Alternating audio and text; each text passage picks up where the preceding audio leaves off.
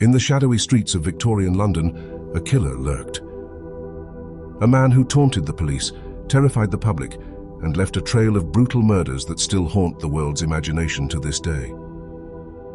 His identity, still a complete mystery over 130 years later. But why couldn't the police in a city teeming with detectives and journalists ever catch him? Stay tuned as we dive deep into the case of Jack the Ripper, uncovering the horrific details of each murder and exploring the chilling theories that have captivated true crime enthusiasts for generations. London, 1888. The East End neighborhood of Whitechapel was a rough place, overcrowded, poverty-stricken, and home to one of the most infamous serial killers in history. Jack the Ripper was a name that became synonymous with fear, mystery, and grotesque violence.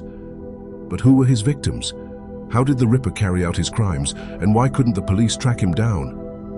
To truly understand the Jack the Ripper case, you need to picture the environment.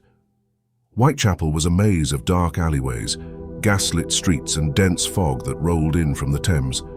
It was a breeding ground for crime, with thousands of desperate souls trying to make ends meet, including many women who turned to prostitution. The police were overwhelmed, and into this chaotic world stepped a killer like no other.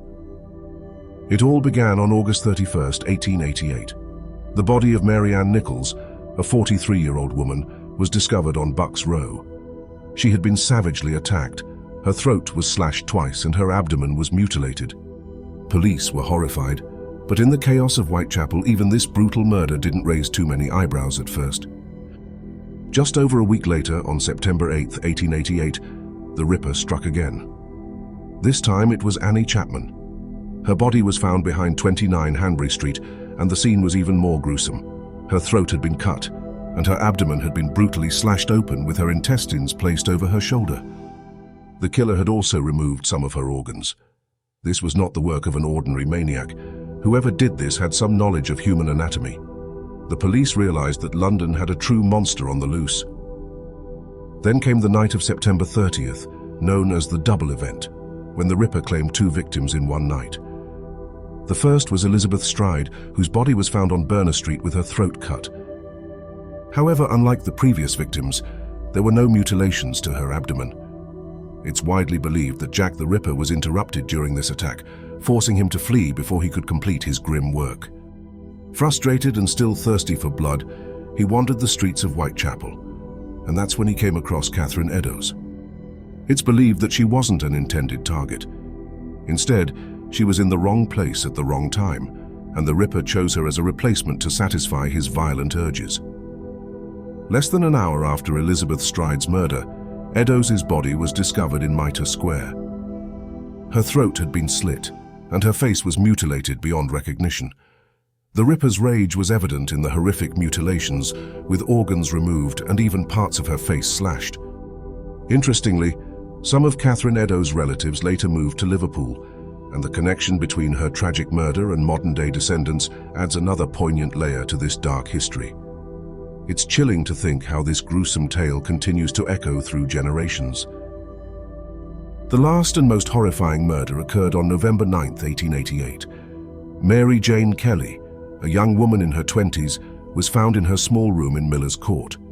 The sight was indescribable. The Ripper had taken his time, completely butchering her body. Her face was hacked beyond recognition, and nearly every organ had been removed. It was a scene of unimaginable horror, one that even seasoned police officers could barely stand to look at. Despite the horrific nature of these crimes, the police were at a complete loss. The Metropolitan Police and the City of London Police both got involved, but their efforts were hampered by poor forensic techniques. Remember, fingerprinting hadn't been invented yet, and DNA evidence was pure science fiction. Detectives relied on witness statements which were inconsistent and unreliable, and there was little in the way of physical evidence. Then came the infamous letters. The most well-known is the Dear Boss letter, in which the killer first signed his name as Jack the Ripper. It was sent to a London news agency and taunted the police with gruesome details only the murderer would know.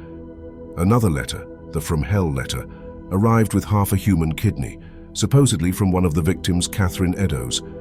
These taunts only fueled the public hysteria. Theories about the Ripper's identity abound, and people have speculated about it ever since. Was he a deranged doctor, a butcher who knew his way around a knife, or perhaps an aristocrat who preyed on the vulnerable women of Whitechapel for sport? One of the most chilling theories suggests that the killer might have been someone in a position of authority, maybe even someone who knew how to avoid the law. One of the leading suspects was part of the royal family. Even today, historians and amateur sleuths pore over the evidence, debating every detail. Jack the Ripper changed London forever. His killing spree shed light on the desperate conditions in the East End, prompting some social reforms. But his story also exposed the limits of the police force at the time. The case remains one of the greatest unsolved mysteries in criminal history, and every new lead or suspect discovery reignites public interest. So why has Jack the Ripper never been definitively identified? The lack of technology, unreliable witnesses, and a city overwhelmed with crime all played a part. And as the decades passed, crucial evidence was lost and witnesses passed away. Now, more than a century later, it seems unlikely we'll ever truly know who Jack the Ripper was. But his legend lives on, a chilling reminder of the darkness that lurked in Victorian London. Whether he was a deranged surgeon, a vengeful maniac, or something else entirely, Jack the Ripper remains a ghost that haunts our collective imagination. The fascination endures, and perhaps that's what he wanted all along, to be remembered, forever shrouded in mystery. If you enjoyed this deep dive into history's most infamous killer, make sure to subscribe for more chilling tales and unsolved mysteries. Until next time, stay curious and stay safe.